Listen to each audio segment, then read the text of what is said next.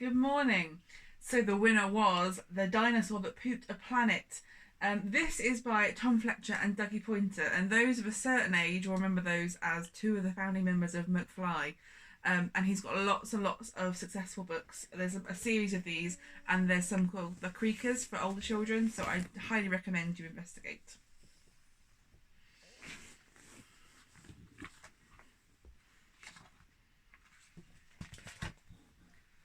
Danny and Dinosaur liked to have fun. Some days they had lots, some days they had none. One day they were bored. They had no games to play. Danny said, "Dinosaur, what shall we do today? We could mow the lawn, we could tidy the place, we could do our chores, or we could go to space." "But you mustn't forget to have lunch," said their mummy. "You cannot have fun without food in your tummy." So they packed a packed lunch for the Science Museum, where rockets were kept if you wanted to see them. There were hundreds of rockets and spaceship surprises, tall ones and small ones of all shapes and sizes, and one that was ready to launch with a door big enough for a boy and his pet dinosaur. They ignored all the warnings. They couldn't care less. They pressed all the things they shouldn't have pressed. T minus 5, 4, 3, 2, 1, ignition. They started their intergalactic space mission. They flew higher than houses and buildings and cranes, much higher than birds, even higher than planes. "We're in space," Danny yelled as they floated around, but the dinosaur's tum made a rumbling sound. "Is it time to have lunch?" Danny looked at his watch. Then he looked all around for the dino's lunchbox. Danny started to worry, then started to panic. They'd left their packed lunches back home on their planet. So with no food on board, not the smallest of crumbs, a disastrous dinosaur feast had begun. It gobbled up gadgets and gizmos galore. Nothing was safe from the space dinosaur.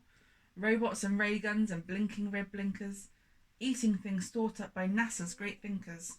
The hyperdrive gamma reactor machine was swallowed along with a space tractor beam.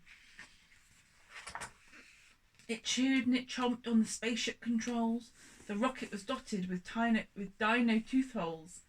Inside it was bare, the spaceship was empty.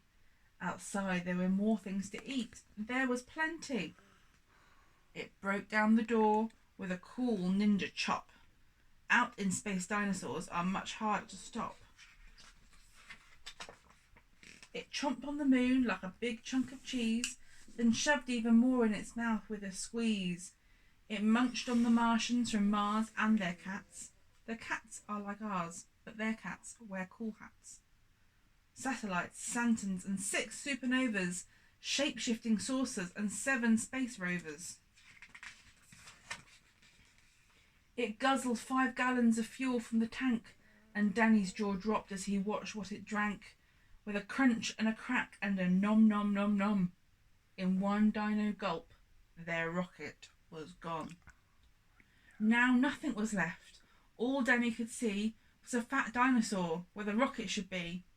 And so they were stranded with no way back home, just Danny and Dino in space all alone. Now Danny was crying. He cried and he cried.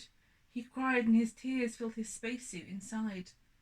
Unless they were going to stay there forever, the dinosaur needed to do something clever. With a feeling of guilt deep down in its gut, its brain brewed a plan involving its butt. It knew there was only one thing it could do to get them back home. It needed to poo!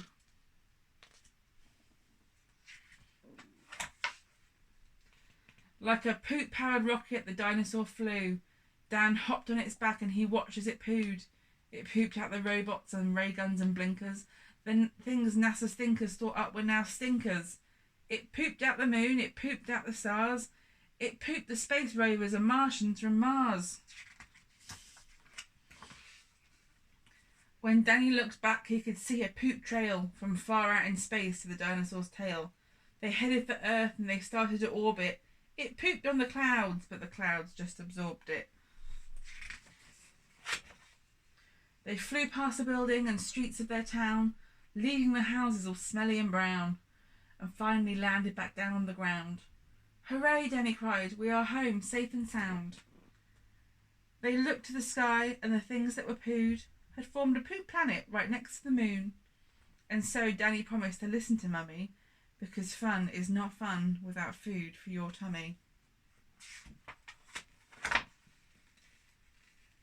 And just when you thought all the pooping was done, a Mars cat plopped out of the dinosaur's bum. Okay, so for tomorrow's read, we have 2 choices, as normal.